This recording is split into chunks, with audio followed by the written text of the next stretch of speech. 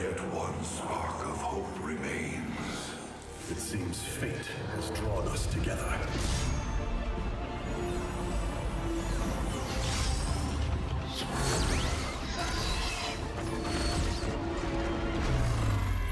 This is a clip from the Starcraft 2 trailer for Legacy of the Void. Now, I love this game, but I recently discovered that this game, set in the 26th century, has aliens using a piece of technology that has existed on our actual Earth for over 100 years. It's in this shot. Can you guess what it is? What if I zoom in? I'm sure you got it now. It's the Pylon! In case you don't know, StarCraft is a real-time strategy game where you play as one of 3 factions. My favorite faction, because I love laser beams and weird alien robots, is Protoss, children of ancient gods.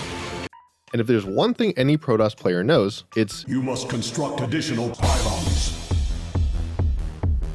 that's because StarCraft pylons aren't just some random futuristic space crystals. They are futuristic space crystals that power structures and allow units to warp in by tapping into the psionic matrix. Now, pylons typically refer to any tower used for carrying power lines, but there was a moment in history where pylons could have been so much more, something closer to the ethereal energy magic they represent in StarCraft.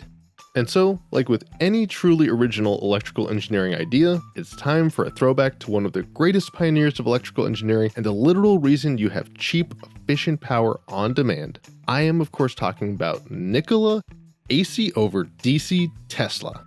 Tesla had vision beyond how to create and use electricity. He was obsessed with how electricity got from point A, the generator, to point B, your house, or a factory, or whatever needed power. In fact, while Edison and Westinghouse were still figuring out how to get wires into every home in America, Tesla was envisioning a way to send and receive electricity from anywhere around the globe, creating, as he put it, free, universal, wireless electricity. To do so, he would need an incredibly futuristic structure, his version of the Starcraft Pylon, the Tesla Tower, also known by the far less catchy Wardenclyffe Tower, named for the site of the original station.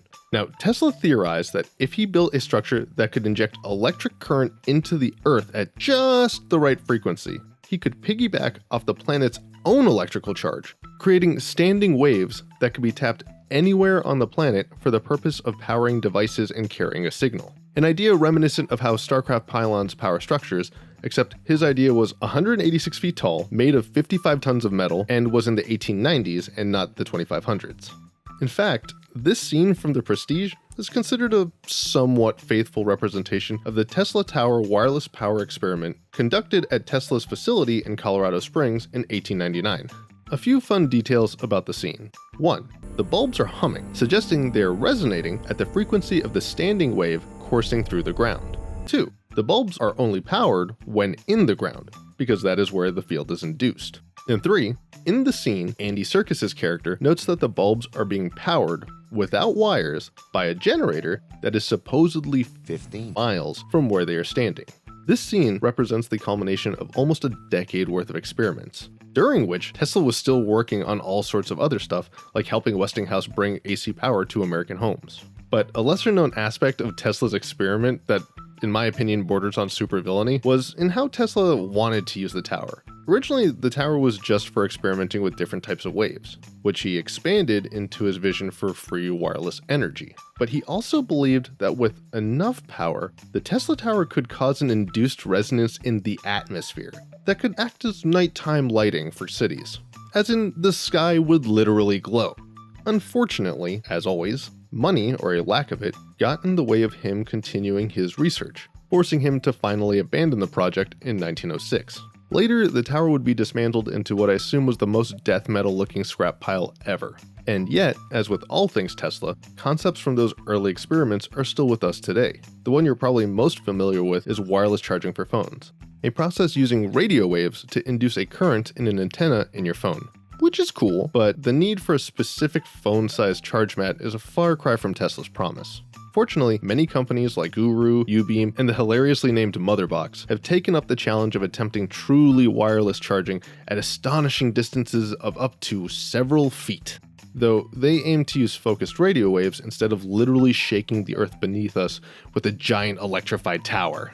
And even beyond the practical, The idea has penetrated pop culture, like my favorite Apex legend, whose ultimate ability is literally just the concept of a mini Tesla tower pylon. And this legacy gets at why Tesla's original vision is so fascinating to me. It's the promise of a better kind of power grid, one that can be more resilient to weather while enabling a new class of wireless battery-free devices. And more importantly, where energy is accessible by everyone, everywhere in a manner even more efficient than today. And to be fair to those trying, there are still limitations to Tesla's original design, beyond needing to be an electricity wizard to understand them. Small things like the massive power needed to run such a device, the drop-off in signal over large distances, and the fact that this technology was built on various theories he was never able to scientifically prove. But that's also what makes it so cool.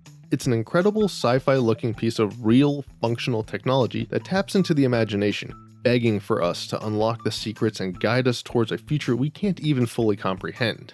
And who knows, maybe one day we could even use it to find and tap into the psionic matrix so I can finally spawn in some damn zealots to get these zerglings away from my goddamn probes!